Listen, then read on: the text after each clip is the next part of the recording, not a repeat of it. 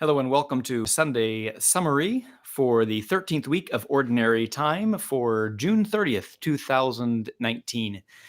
Today is actually Monday, July 1st, and I am a little late getting this out today because I had to run out after the 5 o'clock Mass yesterday. We had our El Salvadorian group was doing kind of a feedback or talking about what they had learned from their recent trip to El Salvador with our sister parish there at Buen Pastor. And so I needed to get to that. And then I had to get to softball practice because I am playing in the Pitching for Priests game this Friday. Well, supposedly I'm playing. And so that is this coming Friday, July 5th at 7 o'clock at T-Bone Stadium. And everyone is welcome. It's a really fun time. I went one year. I played last year, and then I'm playing again this year. At least that's the plan. So it's coming a little bit later than I normally put it out, but I can't always get the Sunday summary out on Sunday itself. And the picture looks a little bit fuzzy today. I don't know why that is, but there it is. So here's what you're dealing with today. So Sunday summary, I just try to talk about kind of the themes that we talked about over the course of the weekend homilies and the readings and everything. Today was a sort of a sad weekend as well because we said goodbye to Father Dan, who is moving on to his next assignment. So we had a beautiful reception that was put on by our staff and parishioners, and it was a lovely send-off for Father Dan. So we wish him well as he goes on to his new adventures there in Emporia, at St. Catherine's in Emporia and St. Joseph in Olpe. So we wish him well there. And but then this week, we are welcoming Father Nicholas Ashmore. So Father Dan moves out tomorrow, and Father Ashmore moves in tomorrow. So there they go. So it's a changing of the priests, and we will welcome him. It's also the 4th of July week. So happy 4th of July to everybody. I hope that it's a beautiful celebration. Please be safe, and please have fun and a good chance to honor those who have served our country and who we are as Americans. So happy 4th of July. And so crowds are always a little bit weird on the masses around the 4th of July weekend. So you never know who's going to be there. We had several visitors here with us this week, it seemed like, and I think several of our parishioners were elsewhere. So hope it's a great celebration. What I talked about this week in the homily was I focused in on the second reading, basically, and the gospel I could have talked about the gospel. It's about living for now and committing to Jesus Christ here and now, and not letting other things take priority. And Christ doesn't wait for us to call tomorrow. Hold on, let me see if I can fix this here. Christ calls us to serve him now, not wait till tomorrow, but to serve him now. But I focused in on the second reading. I talked about three words, basically, that I thought were important that often get confused. The second reading, Paul says that we are to live in the flesh and live in the spirit, not according to the flesh. And he says, for freedom, Christ has set us free, and that we are called to love one another.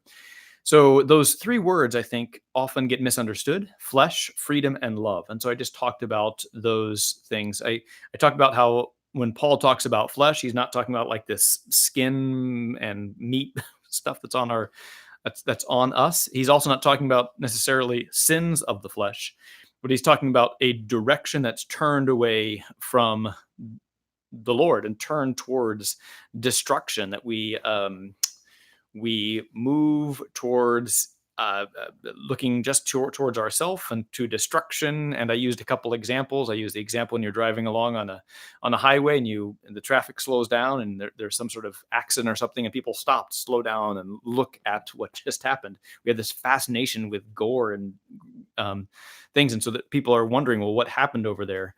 It's generally not with good intent, I don't think. It's with this kind of fascination. That's kind of what Paul's getting at with living in the flesh. I use the example also of a young girl who builds up a tower, and then her younger brother comes and destroys that tower, because there's this fascination with tearing down or destroying things, that we have this inclination that we are inclined towards the bad. And so we are not to live according to the flesh, but live according to the Spirit, which inclines us to the good. And that's where we are really called to move. So also pointing out the 5 o'clock Sunday Mass is one of the interesting things is I often do the Spanish Mass. Every other week I do the Spanish Mass, and I on a general schedule, have a 5 o'clock Saturday mass, and then the 12:15 Spanish, and then the 5 o'clock English mass again. And what I find interesting sometimes is I go and do the homily then in a different language. It comes out differently when I am doing it again in English and even in Spanish. And one of the things is in Spanish, there's not the same word for flesh.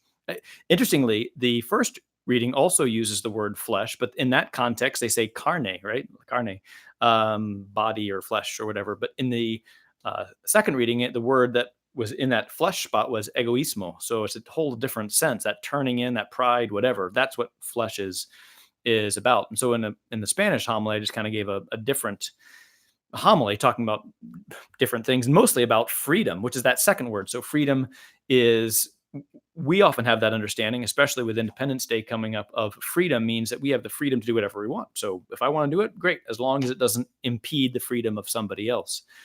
But when we hear freedom, that's not really what Paul is talking about with freedom in the Christian sense of freedom. Freedom for the Christian, freedom for Paul is about the freedom to do what is right, freedom to do the good. That's freedom. And if you talk to someone who has ever been in any kind of addiction or anything, they are not free to just to do whatever you want to do, but it's freedom to choose the good. We have been inclining this way, and Christ turns us and sets us on the path of good, and we now have the freedom to do what is right and good. So like an alcoholic or someone addicted to pornography or someone addicted to gambling or prescription drugs or whatever, they don't have that freedom. And that's the kind of freedom. So ask one of those people who has finally been freed from that. That's the kind of freedom that Paul is talking about. And the other thing is love. Love is not just a feeling, it's not an emotion, it's not a fuzzy warm feeling. It's a free act of the will to will the good of another person, that we want something good for the other person. We choose it, we will it. So it's what Paul's really talking about is freedom and freedom in the context of love and living in the spirit and not the flesh. So those three words, the words that I focused in on is freedom, flesh, and love. Though they often get confused. Living in the flesh does not have to do with sins of the flesh or whatever. That's not what it's going for.